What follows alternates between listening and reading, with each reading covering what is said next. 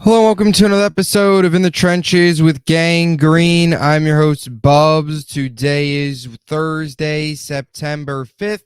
Hopefully, everybody's having a good day so far today. This is episode 377 of the In the Trenches with Gang Green podcast. I thank you, as always, for joining me. We are now just 4 days away from the start of the 2024 season for the New York Jets as they take on the 49ers on Monday Night Football. The NFL kicks off tonight with the Chiefs and Ravens out at Arrowhead Stadium. You've, of course, got the Friday Brazil game tomorrow, college football Saturday, and the first full NFL Sunday coming up in 3 days' time. And then they close out week one with the New York Jets back on prime time to open up the regular season. Can't wait. Fired up. Lot to discuss. Practice today. Ghana got a practice report. We'll talk about Reddick. Still has not reported. Saleh still not ruling him out. What that means. We'll also give you some comments, some clips from Aaron Rodgers. And we'll also talk about Mike Williams as he will be on a pitch count, what that could look like, and what to expect from him in week number 1, 4 days from now. Before we begin, as always, let me tell you about our podcast partners, starting with our friends over at BetUS. The football season is here. It is literally here. Just 4 hours from now at the time of this recording, the NFL will have kicked off, and there is no better way to get in on the action all season long than with BetUS, America's favorite online sportsbook. Plus, my viewers, use my BetUS link, which can be found in the description of this video, to get a 125% sign-up bonus on your first 3 deposits up to $2,000. Let's take a quick look at the odds for Monday night. The New York Jets enter this one at +4 spread. The Niners, of course, are the -4. They are 4-point favorites. The Jets, 4-point dogs on the road. Moneyline, Jets at +183. Niners at -215. Over under for this game set at 43.5. So if you want to get in the action, BetUS, use my link, 125% sign-up bonus on your first 3 deposits. And of course, our friends over at SeatGeek. Tickets, NFL tickets. The season's here. If you want to get NFL tickets at a very great rate, you want to find the best deals, know the best deals on NFL tickets, SeatGeek tells you, look for the green dots on the seating chart. Those are the good deals. That's the good value for the ticket you're looking to purchase. Plus, my viewers, use promo code Bubs on Sports for $20 off your first SeatGeek purchase and get yourself out to some football games this season. And it's not just football. It's not just sports. Plays, concerts, shows, you name it. Ticket. You need a ticket? SeatGeek has it. Promo code Bubs on Sports for $20 off. And of course, Huga House. You want the hat Aaron Rodgers wears all the time? Check out Huga House, link in the description. Promo code Bubs for 15% off. All right, now let's get into today's podcast. Kind of a practice report today on the program, episode 377. The New York Jets are out at the practice field this afternoon. Robert Saleh spoke to the media, and it's been an interesting couple days, I would say, because you go back a couple days. Of course, the New York Jets did not have Haason Reddick report on Tuesday. And Tuesday night comes around. Haason Reddick still doesn't report, but he's in Jersey City for a fundraiser. So we were all saying, you know what? After Labor Day, when the Jets come back for that practice on Tuesday, Saleh speaks. Hopefully we hear Haason Reddick is with the Jets, ready to practice, ready to go, ramp up period, gets ready for week 1. That's not the case. Jersey City event happens, does a fundraiser. Media was there. Couple guys tried to ask him. Connor Hughes, I think, Brian Costello. Couple beat reporters tried to ask him his thoughts, if he's still planning to play, if he still wanted to be a Jet, all that stuff. Declined to comment. It felt like, the Jets ended up restructuring 2 contracts that day. Of course, ended up extending Michael Carter. Not that those 2 contracts had exact correlation to the extension, but it kind of felt like, okay, this was the sign of the New York Jets potentially coming to an agreement with Haason Reddick. He was in Jersey City. He was signing Jets helmet, kind of blind faith, kind of just hoping that he would show up. They restructured contracts. They extend Michael Carter, which sort of tells you if you're here, if you perform, we're going to give you your money. It's kind of sending a message to the Reddick camp.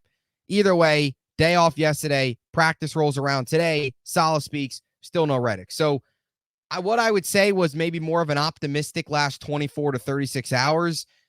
Today comes around, still no Reddick. Can't say it's really too surprising. It feels like we were just trying to look at this thing extremely glass half full as opposed to glass half empty, but he's still not here. And here was Robert Saleh on Haason Reddick, and the idea that he's still not ruling him out for possibly playing Monday night. Here's Saleh. Any chance Haason today? Not that I'm aware of, no. Been in meetings all morning. No, I don't think he's here. So is he ruled out for Monday? Not ruling him out yet. How feasible does that go? Like if he were to show up at some point? It's feasible. I mean, the opponent we're playing now just had 2 guys show up to practice, so you trust that your veterans who know how to do things the right way will get themselves ready to play. So very interesting there. Saleh continues to deny ruling him out. He continues to deny saying he's out or the chances of him playing are very slim. He still continues to say if he shows up tomorrow, if he shows up Saturday, heck, if he shows up Sunday when the New York Jets fly out to San Francisco and he gets on the plane, it's not crazy to say he can play Monday night. I still don't think he'll play Monday night. I think today was probably the last realistic day that he could show up where he could play. You know, Tuesday, he didn't show up. All right. Yesterday, of course, day off. But today is the official normal 3-day practice week with the Monday game. Of course, they practice Thursday, Friday, Saturday, as opposed to Wednesday, Thursday, Friday, just because the day game is back. So today was technically a Wednesday on a normal schedule, as you all know. So you would still have those 3 days under your belt. You would, of course, he would be in all the meetings, be in all the film room, all that stuff, get the game plan, all that stuff. If he shows up Sunday and he takes a plane right out to San Francisco, not only is he hasn't practiced, will his first action in a Jet uniform, first action in Jets clothes will probably be pregame warmups, but he also probably really won't know the game plan a ton, still has to get familiar with the scheme, still has to get familiar with his teammates. So, look, the Jets still aren't ruling him out. Maybe it's a little bit of, I don't know if I want to call it gamesmanship. Maybe it's a little bit of gamesmanship from Saleh trying to still maybe send a message to San Francisco that if this guy shows up, he'll play. We're not going to officially rule him out, even though the chances of this happening are extremely, extremely thin. But, you know, it's just strange. I think a lot of us, and I talked a lot about this on Tuesday, so I don't want to spend too much time on this, but it feels like for a while the New York Jets were going to make a deadline, and that deadline would be Monday, let's say, or Labor Day, or Tuesday. We felt like if he doesn't show up Tuesday, it's not going to happen. Keep kind of kicking the can down the road. I still don't see him playing, but every day now that goes by, it's going to be, well, if he shows up, he could play. All right, if tomorrow goes by, okay, Saleh speaks again Saturday. What if he shows up? Then what if he, it's just very interesting. It's just an odd situation all around. Continues to be odd, continues to be strange. I know Saleh brought up the San Francisco point, which is true, that they had guys just start to practice this week. Ayuk, Trent Williams, and even CMC. Different reason, of course, CMC was dealing with an injury throughout camp, which was sidelining him, not contract issues, but still a little bit different. They're also guys that have already been with the team, right? Trent Williams has been with San Francisco. Ayuk been with San Francisco. Haason Reddick has not taken a single rep with the New York Jets in anything. He showed up to the facility one day, did a press conference, left, hasn't been back. And if he does play Monday night, it feels like he'd have to be in a very, very, very limited role. And I still think part of Haason Reddick maybe as his last-ditch effort to try and gain leverage, because Haason Reddick has no leverage. He doesn't have any.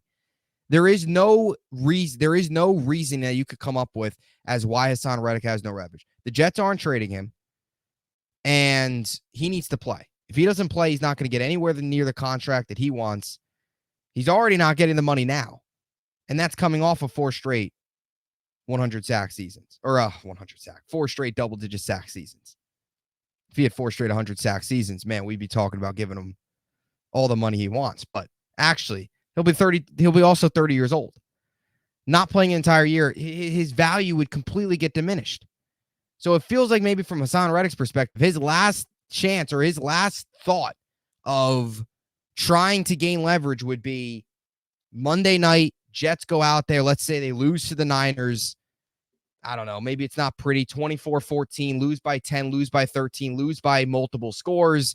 They don't get the Purdy, they get no pass rush, and then Reddick's sitting there and's like, all right, now you guys need me. Knock on wood, this doesn't happen, but if an injury happens to a key guy on defense, and Reddick's like, okay, especially a guy up front, Reddick's like, okay, you guys definitely need me now. That feels like might be his last-ditch effort. And if not, he's going to have to show up at some point because he can't sit out.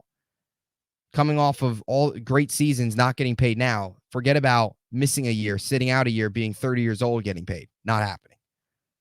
So we'll see what happens. But it continues to be a very annoying situation that lingers on here as we get closer and closer. So that's the Reddick stuff. I also want to touch on some Mike Williams stuff as well while we're on the topic of Reddick, Saleh, stuff like that. Mike Williams, Saleh said today he'll be on a pitch count. Here is Saleh on that and what to expect from Mike Williams Monday night, also to start the season. He could be ready for 60 plays, and we're still going to be very smart with how we use him. It was no different than Brees. Brees was ready to roll, but we wanted to make sure that we were forward-thinking with regards to the long haul, and he's going to have plenty of impact in this game. But at the same time, we're just going to make sure we're going to be smart with him because our eyes are on the entire season, not just week one. What are the challenges, Robert, of game plan? So that was Saleh and Mike Williams. Not really too surprising there. Just kind of confirming what everyone was expecting. Mike Williams on a pitch count week one. Just good to see him out there, of course. Similar along the Bree Hall path. That continues to be the trend for this Jet team. That continues to be the trend for this rehab, this kind of path that Mike Williams is on is similar to Bree Hall, right? Was very late add to training camp, didn't do a whole lot of team stuff up until really just a week ago. Starts the season, even if he's ready for 60 plays, even if he's ready to play the majority of the snaps, they're still going to ease him into things. And let's be honest here, Bree Hall last year was ready to roll. I mean, he was 100% ready to roll. You look back at that week one game against the Bills, while he only had 10 carries, he had 127 yards, and he had that huge 83-yard run.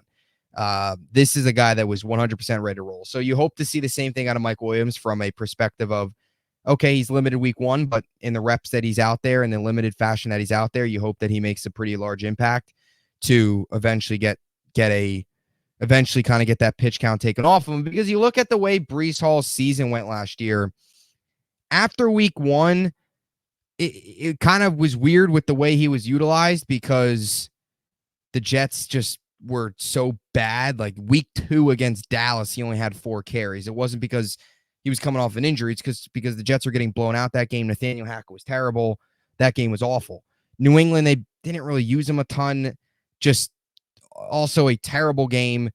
KC didn't use him a ton from a carry perspective. So still kind of limited him, but he did have 56 yards. He did have that 143-yard carry against KC. And then he really broke out, like Denver, of course, some of those other games as well as the season went on, where he really just started to break out and dominate. But I think you got to expect the same thing here for Mike Williams, and it's smart. It's 100% smart. This is a guy that's Mike Williams is not all, he's not exactly Bree Hall. He's not exactly as young as Bree Hall, right? He's been in the league for a little while.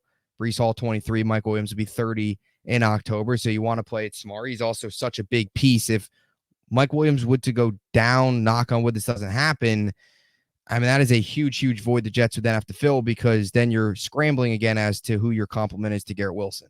So smart there by the Jets. We'll see what Mike Williams brings. Ideally, he goes out there, plays a limited role, but kind of surprises like Brees does, and maybe he gets a touchdown, maybe 50, 60 yards, touchdown, 6 receptions, something like that, where you walk away feeling pretty good. Now, I want to touch on a couple Aaron Rodgers quotes. Nothing groundbreaking, but just continuing to expect greatness from himself is what I want to show you here in this one clip. And this one clip should give you a lot of confidence as a Jet fan. From hey, the guy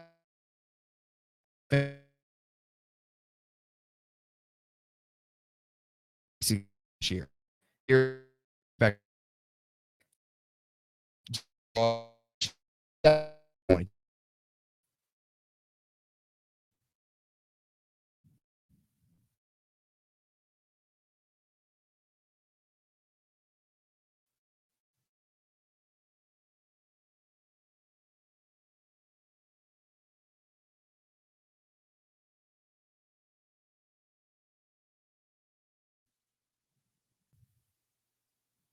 Coach also said to ask you if you were playing with a chip, because we asked him. Oh. So he said ask Aaron. I mean, how do you not? I mean, I've always kind of played with something on my shoulder. You got to, manufacture things from time to time. But, yeah, I mean, it kind of goes back to the prove it. Who would I need to prove to? Just myself at this point. So, but I have a lot of pride in my performance. So when I take the field, I expect greatness. And because I've done it before, and so that's kind of the standard I hold myself to. So just talking about, still expecting greatness out of himself, even as he enters age 40, enters his 20th season, coming off a torn Achilles, all those things, all those factors, and continues to be, hey, look, he's healthy. This Jets team should have no problem winning a lot of games. And that chip on his shoulder is going to be huge with the way the media has spoken about him, the way, some people have viewed this Jets team, of course. There's certainly hype from outsiders, but there's certainly a lot of people that doubt this Jets team. Now, I also want to get to one other thing with Rodgers, and I think it's very interesting, and it's a little bit of a longer quote. It's a minute and a half, so we'll play it. And then on the other side, I want to talk a little bit more about it. But just the takeaway from this is Rodgers gets it. Being a leader in the locker room, he understands what it takes to win. He understands all that stuff. And for a guy in this market, it's not always common you get a quote like this, not always common you get a guy that views things this way, but he just gets it. He understands, the hype around this team, but he also understands you got to take it week by week, and you can't get too high, you can't get too low. It's a 17-game season, a lot of time. I guess not really a lot of time, but you get the point. Here's Rodgers on what I thought was a really good answer. Coach said you're in a great place. Are you in a great place? And what does that mean? Yeah. Well, the mental part of it is the most important part. You got to get your mind right. It's a grind. It's long season, a lot of ups and downs. You got to prepare yourself to really get off the wave. You got to find a way to be a stability point for the team, and so we're not riding the highs too much or riding the lows, because adversity's going to come at some point during the season. We got to make sure we're handling it the right way. Mike McCarthy came in years ago and said what seemed to be a wild statement at the time in 2006. He said our biggest difficulty is going to be handling success, and as the years went on, I realized how important those words are. We were 8-8 team his first year. Then the second year went to the NFC Championship. I think what he meant was you just can't ride the highs too high, and then the whole world's crashing down after a tough game. Regardless of what happens on Monday, we win. The headline's going to be, we're going to the Super Bowl. We lose, same old Jets. So I think we need to get away from some of those outside themes and trust that the program, if it's good enough week one, it's good enough the rest of the season. So we got to trust the process, be great competitors, show up, be professionals, and show out on the field, and let the chips fall where they may. So that was Rodgers on what I thought was a really good answer, just an answer that shows he gets it. And I'll be honest, if the Jets do win week one, I think there'd probably be a lot of fans, a lot of people in the media that'll be hyping this team up, saying this team's going to the Super Bowl, saying this team's the real deal, especially now that San Francisco is full strength, healthy, should be healthy at least. I know, of course, CMC is still questionable and there might be a snap count there, but they're relatively full. They're about as full as you could ask for going into week one. With where they were a couple weeks ago, they've made a lot of progress. So, yeah, they win week one, that'd be a pretty big statement. But, hey, if they lose week one, I think from a Jet fan, you've also got to recognize, yeah, it's disappointing. You want to win, but it's on the road. It's a West Coast trip to start the season.